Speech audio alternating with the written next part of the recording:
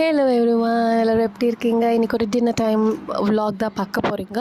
ஒரு 1/2 kg chicken அப்பா வாங்கிட்டு வந்திருந்தாங்க. ஸோ அதுக்கு ஜிஞ்சர் கார்லிக் பேஸ்ட் ஃப்ரெஷ்ஷாக ப்ரிப்பேர் பண்ணலாம் அப்படின்ட்டு கார்லிக் அண்ட் ஜிஞ்சர் பீல் பண்ணி வச்சுருக்கேன்.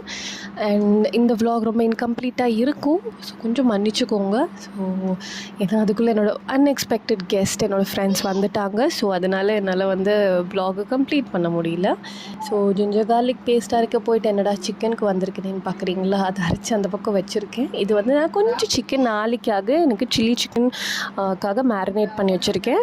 என்னோட ஜிஞ்சர் கார்லிக் அரைக்கி போயிட்டு சிக்கன் அரைச்சிட்டு வந்திருக்கீங்க பார்க்குறீங்களா? இது நான் ஒரு புது டிஷ், அதாவது புது டிஷ் இல்லை, நம்ம எல்லாருக்குமே ரொம்ப பரிச்சிதமான மதுரை கறி தோசை ப்ரிப்பேர் பண்ணுறதுக்காக இந்த ஜிஞ்சர் கார்லிக் பேஸ்ட் கூட நான் கிரைண்ட் பண்ணி வச்சுருக்கேன். ஸோ இங்கே நான் என்ன பண்ணுறேன் அப்படின்னா, சிக்கன் கிரேவி பண்ணுறதுக்காக ஆயிலில் கொஞ்சம் ஷாலட்ஸ் அண்ட் கொஞ்சம் அனியன் போட்டு சாட்டே பண்ணிவிட்டு ஒரு க்ரீன் சில்லி, கொஞ்சம் ஜிஞ்சர் கார்லிக் பேஸ்ட் எல்லாத்தையும் நல்லா போட்டு சாட்டே பண்ணிக்கோங்க.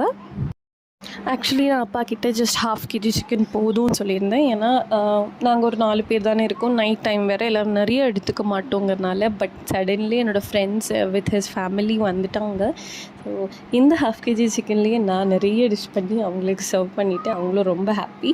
ஸோ கொஞ்சம் கறி லீவ்ஸ் எல்லாம் போட்டு நல்லா சாட்டே ஆனதுக்கப்புறம் ஆஸ் யூஷுவல் ஜிஞ்சர் கார்லிக் பேஸ்ட்டும் போட்டு சாட்டே பண்ணிவிட்டு நான் என்னெல்லாம் பண்ணியிருந்தேன், ஆனால் இந்த வீடியோவில் அதெல்லாம் எடுக்க முடியல. So tomato paste 2 tomato paste பண்ணி போட்டிருக்கேன்.